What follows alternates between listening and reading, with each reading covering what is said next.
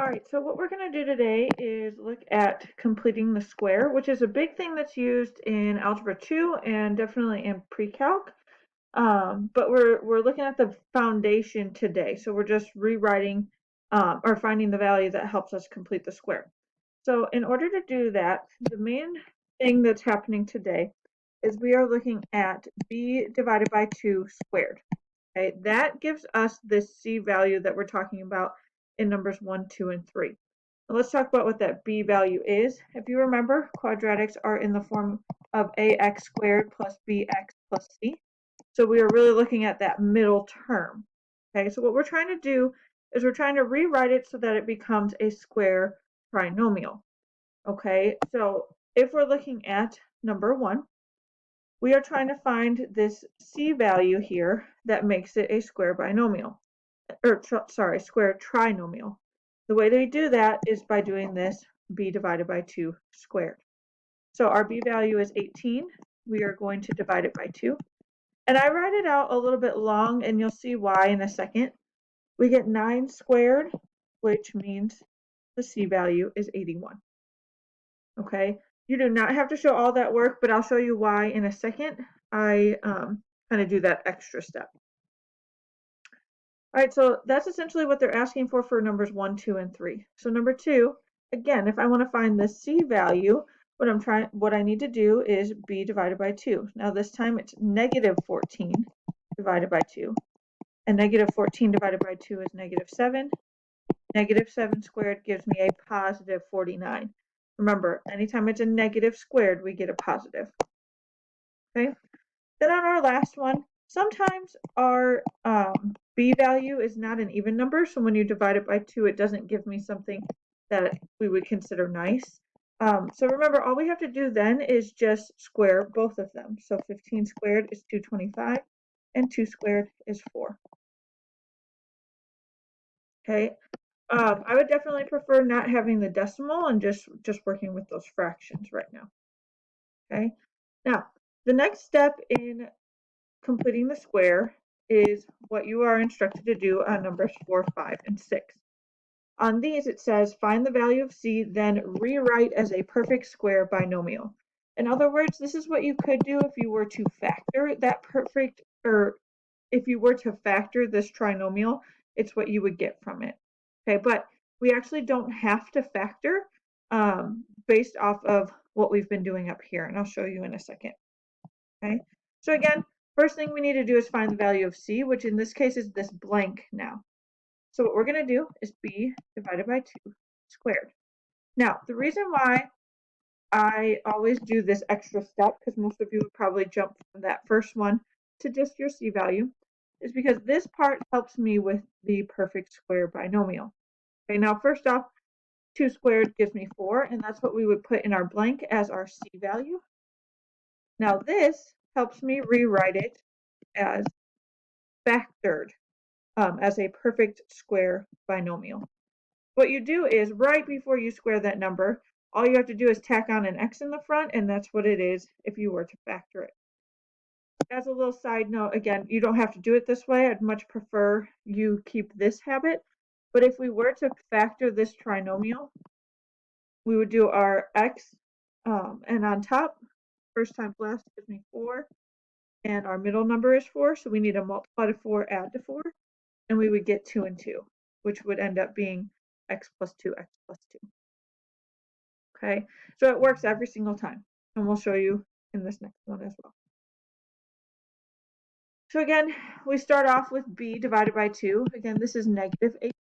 Negative 8 divided by 2 is negative 4. And when we square a negative, we still get a positive. So my c value is 16.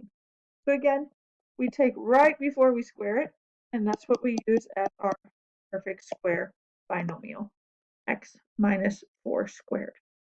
So notice on the first one, it's a plus 2, and this one's a minus 4. You just take whatever sign is right out there in front of it. On the last one, again, this one just has a little bit uglier of a number. So we have negative 5 divided by 2. I can't actually simplify that or anything.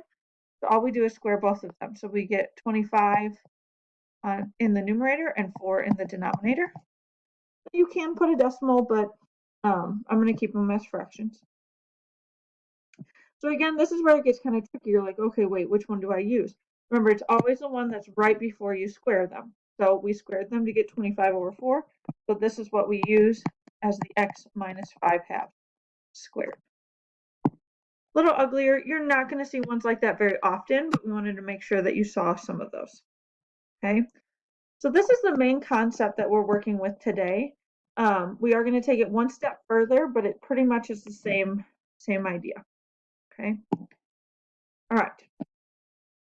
So we have two more that just say find C that completes the square.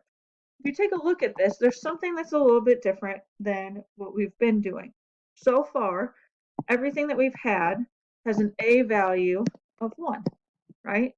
Every single one has an A value of 1. Now we're getting into it where the A value in our equation is not 1. Before you do B divided by 2, you must find the GCF and factor it out.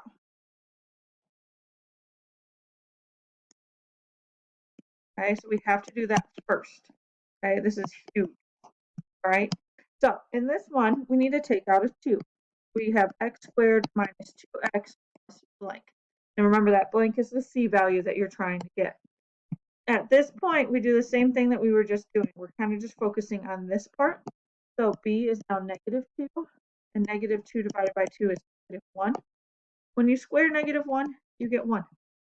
So the C value that completes the square is 1. Same deal is happening on number 11. This time, we need to factor out a 3, factor out the GCF of 3. So we have 3 times x squared minus 6x plus blank. Then we do the same thing. B is now negative 6. Negative 6 divided by 2 is negative 3. And negative 3 squared is 9. Not much of a difference, except we have to factor out that GCF first. Okay. Now let's talk about what it looks like if it were a perfect square binomial afterwards. So again, we notice that our A value is 4, so we need to factor out the GCF of 4. So we have x squared plus 4x plus blank. Then we do B divided by 2 squared, which gives me 2 squared. And 2 squared is 4. Okay, so I know that the C value is 4. Now I need to rewrite it. Just like before, remember, as soon as you're about to square it, that's what becomes our perfect square binomial. So the only difference here is that we need to throw something on there that we took out in the beginning, right? That 4 that we took out as a GCF needs to be tacked back on in our final answer as our perfect square binomial. As our square binomial. I'm sorry, I keep saying perfect square binomial. It's not necessarily a perfect square. All right, so last one. Again, we are going to factor out a GCF of 2. So we have x squared minus 8x plus blank. Then we do our b divided by 2 squared. So we get negative 4 squared. Negative 4 squared ends up being a positive 16. Remember, always positive there. At this point, we can rewrite as a square binomial. So we take that. We have an x minus 4 squared. And then again, we need to tack on what we took out as the GCF in the beginning. Okay, so that's all we're talking about today. Tomorrow we are going to get into more of the solving of the completing the square and solving for your variable, but this is definitely the foundation. So we need to make sure that we really truly lock in on this before we're able to be successful tomorrow. Okay, so now that this is done, you can go ahead and work on the Google Forms that's attached. Thank you.